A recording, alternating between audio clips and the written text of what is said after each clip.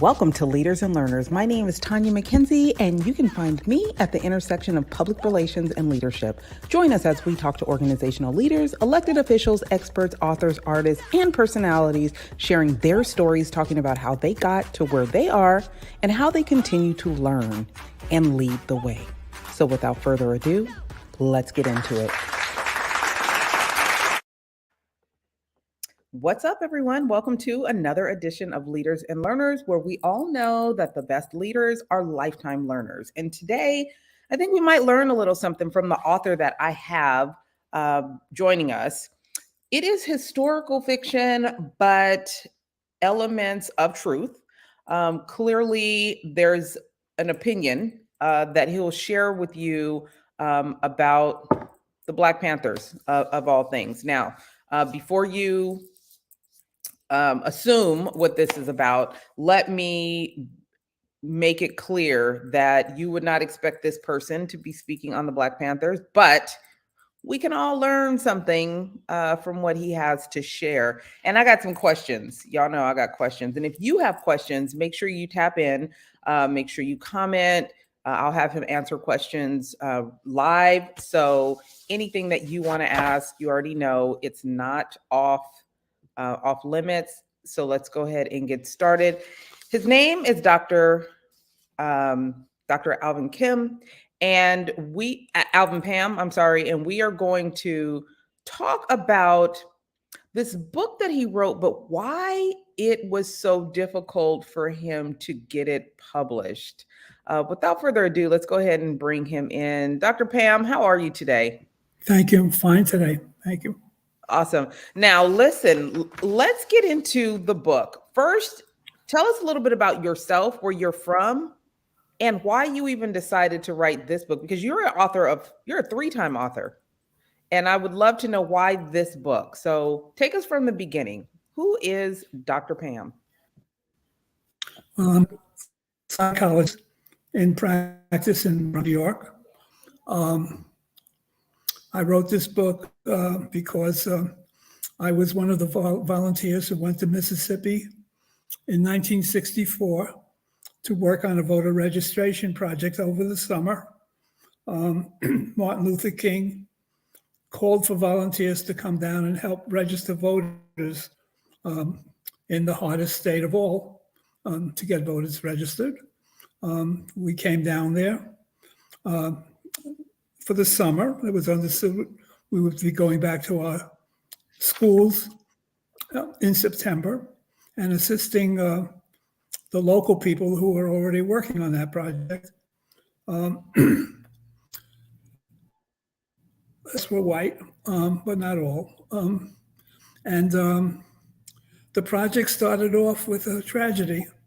3 workers were killed right off the bat by the Klan. That brought in such an we were all Northerners. If that had happened to 3 Southerners and 3 Black Southerners, I don't suppose much would have happened beyond what always happened down there. But we were Northerners and mostly white, and 2 of the people killed were whites. And that brought such an outcry in the North from the parents, from politicians, so that the FBI was called in to find these killers. They were found eventually, and to protect the remaining workers, whom it was estimated by Walter Cronkite that 50% of us would be killed before the summer was over. But no more of us were killed once the FBI was there. But there were some close escapes, including one of my own. So we were already pro-civil rights, but that experience in Mississippi radicalized us a lot more. At the end of the summer, we hadn't registered hardly any voters. The resistance was so intense. But there was a lot of national attention drawn to what was happening. And then the next year, the Selma incident at the bridge turned the corner and legislation was passed giving blacks the vote in the South. And then at that point, we went back to college. And part of the novel reflects my experiences in Mississippi. We went back to college. I went to Buffalo, where I was a graduate student, and I met a young woman, an African-American young woman in those days, would have been called Negro, who had also been in Mississippi, but in a different project site than I was. So we never met down there. But we did meet in Buffalo, and we fell in love. We got married. We have 2 children, both lawyers now. And I had no more personal experience with the Black Panthers, but they invaded my marriage. And so we had discussions constantly about the white liberals' point of view, which was mine, and her point of view, which was more radical and more sympathetic to the Panthers. And it contributed somewhat, not totally, to our eventual divorce 10 years later. And all that's reflected in the novel, the various discussions at the table about what was right, what was wrong, what was the best way to go, what did the Panthers offer, what were the problems that they posed. So in that respect, the novel is a fair amount is autobiographical, but it's not that I had personal and direct contact with the Panthers themselves, although my wife did at the time. So that brings me to the novel itself. It's a historical novel. All the events depicted in it are true. Anybody who's my age who reads the novel tells me, oh, I remember that. Oh, I remember that. Oh, I remember that. There's also a historical epilogue at the back, which gives sources from autobiographies, from histories of the period, and court cases and so forth, so that to back up that the novel did not make these events, although they are almost, it's impossible almost to believe that these things happened the way that they did. So now why did I have to self-publish this book? Well, let me ask you first. Go there? Let me take you back really quick. You, as a white man, decided to marry this Black woman. How did your family feel about that? Walk us through that. Oh, boy. Well, my mother basically renounced me, refused to come to the wedding, threatened suicide if my father went, which he didn't go. She didn't see me or the children or my wife for 10 years. And I relented slightly. My daughter to visit her in Florida, where they had moved. But I had no contact with her for 10 years. However, my siblings came. I have 3 siblings, and they all came to the wedding. And, I didn't really gathering, but my parents didn't come at all, ever. So it did not go well. Her parents were a little skeptical, but had no problems with it. But my mother did meet with her mother and try to dissuade her from supporting the marriage based on the fact that I was such a screw up. and they should stay away from me. But that didn't work. So your kids never had a relationship with their grandparents on your side? On my side? Yes, they did after 10 years, but my son hardly at all, and is very race conscious. I'm sure to a great extent based on that experience. My daughter had a little bit, just a little bit with my mother. But she died soon after that. And that was the end of the story there. But my father was, once she died, my father completely made every overture to my wife and then ex-wife and put her in his will and had called her up every once in a while and basically said he was ashamed of himself. But he couldn't make his wife even more depressed than she already was for 10 years. And, she was aggravated for 10 years. So that was very hard on our side. So in essence, he showed you that happy wife, happy life. Well, to an extent, at least, right? Yeah, to some extent. Slight.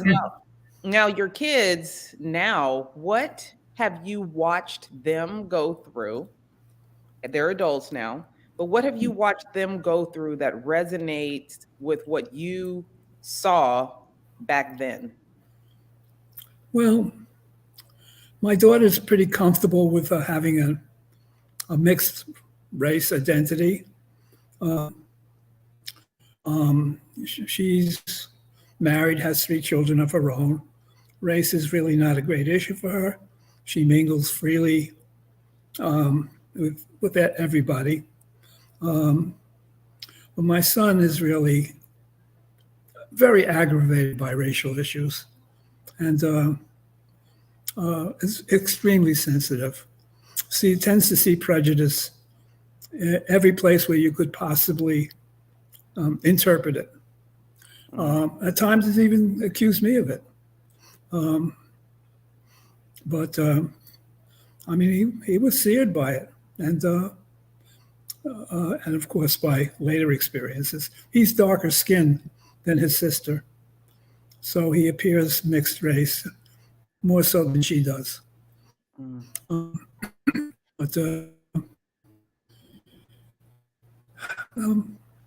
I think he was more harmed by what happened.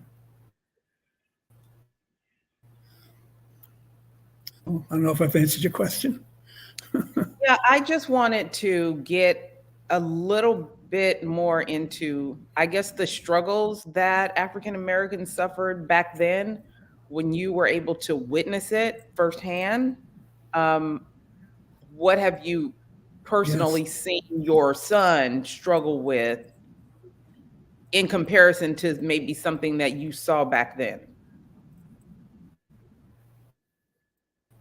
Struggled with having no relationship to his grandmother, paternal grandmother. His maternal grandparents died fairly young. We bought a house. My wife and I bought a house, and we built an in-law suite into the house for my parents-in-law. It was wonderful, and my father-in-law was more a father to me in many ways than my own father was, certainly in those days, because I didn't see my father or communicate with him, really. He just kept his distance to support my mother.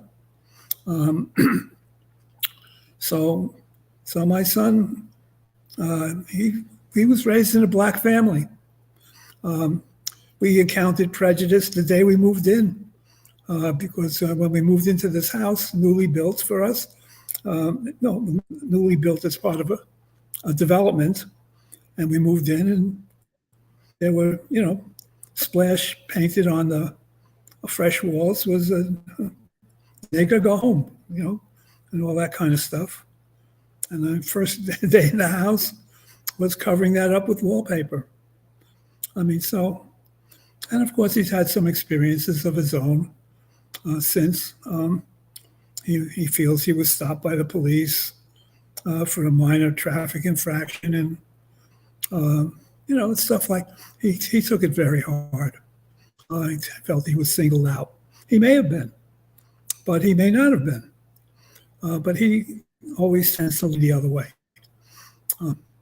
So he's very sensitive to that, and he's very preoccupied with that. My daughter hardly at all. She's fairly comfortable with the issues of race. And she's a liberal. Do they get along? Do your kids get along with each other? No, they do not. That's a very unfortunate. I still try to fix it. It is. Talk to me about the book. That's and what parents why you were compelled to write this book. Yes, I ran into a problem that was called cultural appropriation. I had never heard of it before. The book was very well reviewed by agents who wished, especially if it were autobiography, wasn't. And one editor liked it so much he brought it to the publisher for publication.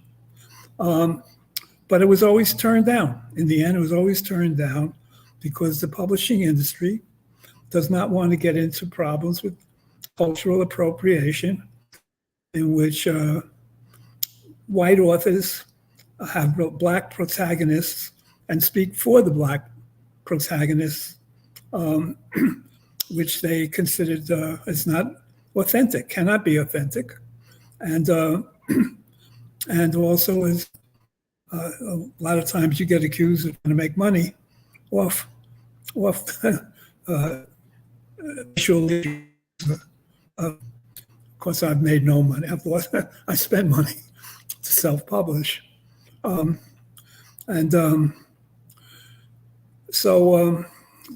the book was, and the only way I could get it into print was self-publishing, but I didn't know to turn the book away because it has a white author. So I used the name Pam in the title, and it was a picture of a Black female panther on the front cover. So suggesting that I am Black female. I wanted the book to get a fair hearing on its merits without race being an issue. But at the end of the book, I do have an author's note in which I disclose who I am and why I did this. And I've come on podcasts and, of course, acknowledge being white. I'm not trying to fool anybody in the end. I only want to get a fair hearing, and I have to get around cultural appropriation, which has, for me, been a form of censorship. And the book, in my view, is to some extent autobiographical and also historical. It's quite a history of the Black Panthers. At the end of the book, I have a historical epilogue, which I give references from autobiographies of Panthers, historical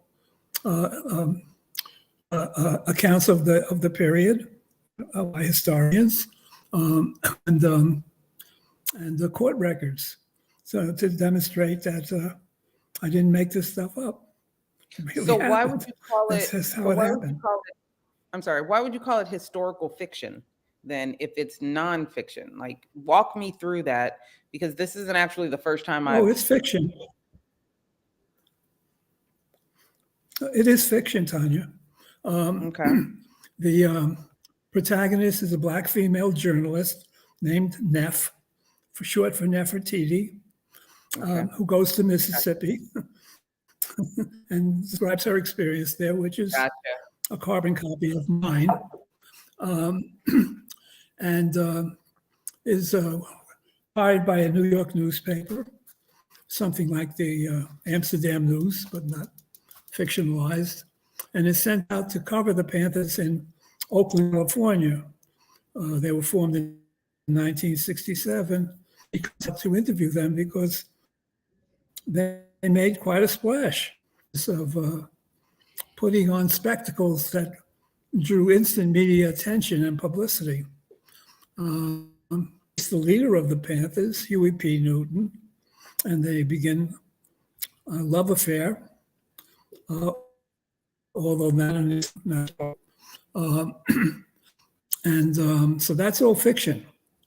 And of course, she's reporting what the Panthers are doing, and a lot of it is scoops because Newton is telling her things that nobody else in the media knows about except her, having access to him, and also having a first-hand view of what's going on.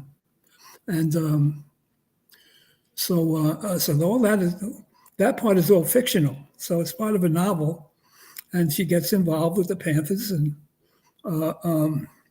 actually joins the Panthers herself, even though that's something of a violation of journalistic ethics.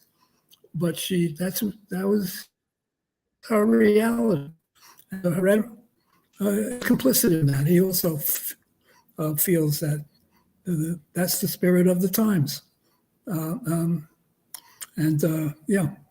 The solidarity was required. This is the moment of Black power. And so they move along through event after event. And she's enchanted, everybody enchanted with Black power by the Black Panthers because it was such a remarkable organization. Huey P. Newton recruited only ex-convicts and as his militia, as his armed militia. So they were a scary-looking bunch. They kind of a uniform, black leather jackets, black boots, black berets, and they carried rifles as long as it was legal to carry weapons openly in California, which it was for 6 months. But when Panthers began carrying weapons openly in public, the legislature changed its mind real quick and banned open carry of weapons in public. And the National Rifle Association, for the only time in its history, did not complain about a rollback of gun rights. The only time is when Black Panthers carried weapons openly. So, I mean, it's an extraordinary story, all of this. And they policed the police, basically. When the police rolled it around, when the police, they got out of the car, and constitutional rights of whoever they were arresting to the police. They actually carried the Constitution in their hands, one hand on the Constitution, the other hand on a rifle. So it was what do amazing. you think that, really quick, what do you think that you were able to display? You were a white man raised by parents that obviously didn't support integration, and you wound up being a part of history and supporting African Americans, having your own. Yes. What do you think that in itself can teach this younger generation and help, let's say, bridge some of these gaps, these cultural gaps in our country right now? Well, the Panthers have been resuscitated recently, not only by a recent movie about them, but also by the Black Lives Matter movement, in which some people spouted mottos of the Black Panthers. The Black Panthers always referred to the police as pigs. And so they're down with the pigs, that's them. Off with the pig. That was their slogan, off with the pigs, which means kill them. And that's also in the movie. And the movie, by the way, Panther chapters sprouted all over the country in imitation of Oakland, under the leadership of Oakland. And the movie takes place in Chicago, led by Fred Hampton, who was assassinated, as the movie shows, by the FBI to stop the Panthers, to slow them down, because they were an avowedly revolutionary party. They swore that if Black people in the North did not get their rights, it was a Northern movement, not so much a Southern one, Southern one was about voting rights, and under Martin Luther King's influence, about nonviolent approach. But the Northern movement was activist and violent, oftentimes with protests in the streets and riots and cities burning and all that kind of thing. So the Panthers symbolized that. Nobody symbolized that more than the Panthers. What they accomplished is what is the difference between the Black Panthers then and the Black Power movement, not the Black Power movement, the Black Lives Matter movement now. Because what they accomplished was, in order to counter their position, which was, what else can we do? Armed rebellion is our only recourse if you won't change the way education goes, housing goes, jobs go, all the discrimination in the North that oppresses us and keeps us penned into ghettos. What else can we do except fight back? And so we have to be a revolutionary party. And the response of the government, when that really sank in, that they were really brewing a civil war in the United States, was to start integrating the police force, to integrate judges, to integrate prosecutors, so that by the time Black Lives Matter came around, every major city of the United States, or almost every major city of the United States, had majority, minority police forces. In New York City, where I am, the vast majority of police officers are African American or Latino American or Asian American. There are some white officers, and some of those white officers are racist and do the kind of thing that Black Lives Matter was protesting, and they have to be dealt with. And there are suggestions about how best to do that. But the situation is nowhere near as dire as what the Black Panthers faced, and which they changed by threatening revolution. Now, on the issue of revolution, they were a split party. The one faction was led by Eldridge Cleaver, an ex-con, noted author. Soul on Ice was a bestseller for many years on the New York Times list. He ran for president of the United States in 1968. Excuse me. Now, the revolution should start immediately. And we seem to be going off. Oh, here we are. So that they would immediately start ambushing police cars, attacking police stations, but also attacking government centers of power, as well as corporate centers, to bring the revolution onto white America. And in fact, he did start to do that. And after the ambush of a police car in Oakland, he was wounded, and he had to escape to Cuba and from there to Algeria, where Panthers who believed in revolution now went to join him by hijacking planes. And the New York chapter and the Los Angeles chapter of the Panthers were loyal to him, not to Huey P. Newton. Huey P. Newton had a different approach. His sense was, if we are to wage revolution and not just get wiped out, because that's suicide, we need to recruit the entire Black community as supporters. And so he said, we have to first begin with community programs, which he then set up, like the breakfast for school children, so they could learn in school without being distracted by being hungry. He set up free legal clinics on the weekends, staffed by volunteer lawyers, to help people with their legal problems. Volunteer medical clinics on the weekends staffed by volunteer doctors and nurses of all races, to help people with their medical problems, and particularly with sickle cell anemia, testing for that. He set up a private school, free tuition, because the educational system in Oakland was a disaster, as it was then, and maybe still is. Certainly, we have that problem in New York. So his idea was revolution would come after these programs were established. Middle-class blacks were brought on in support of the revolution, if it came to that.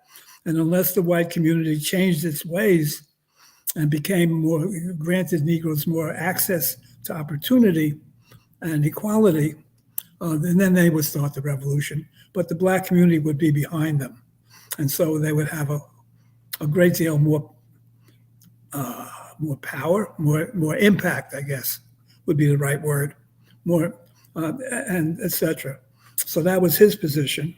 And then the two of them ended up warring with each other, and egged on by the FBI, of course, who planted letters accusing each other of plotting to kill one another, or sending in infiltrators to get them to agree to plots to blow up department stores, which weren't going to happen, wasn't going to happen, but it got them trials, and that put people on trial for that, based on egging them on, as if they were going to do this. Dr. Pam, let me stop you right there. I wanted to ask you, do you think that the media and even the government sometimes now try to play cultures against one another to keep discourse going on? Like, do you ever consider that? Is the media sometimes divisive? Yes. The radical right is certainly divisive. Fox News is certainly divisive. They pretend not to be, but they are. The left wing, sometimes, I don't know if they fall into that. They're less likely to do that. I